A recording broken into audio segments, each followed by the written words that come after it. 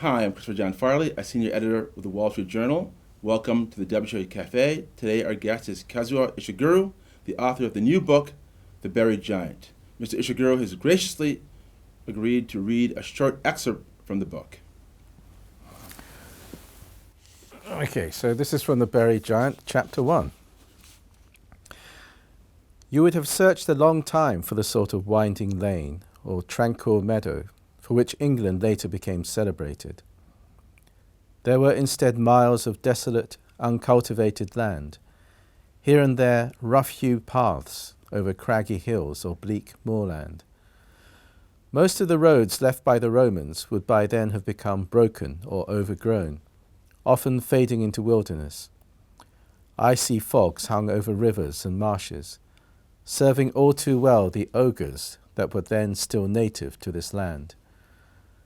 The people who lived nearby, one wonders what desperation led them to settle in such gloomy spots, might well have feared these creatures, whose panting breaths could be heard long before their deformed figures emerged from the mist.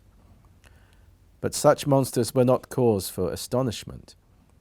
People then would have regarded them as everyday hazards, and in those days there was so much else to worry about.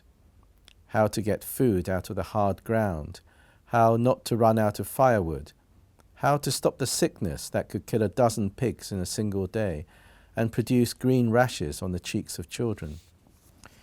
In any case, ogres were not so bad, provided one did not provoke them.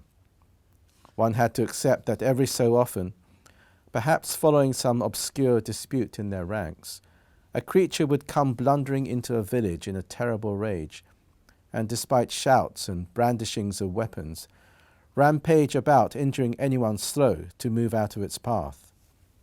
Or that every so often an ogre might carry off a child into the mist. The people of the day had to be philosophical about such outrages.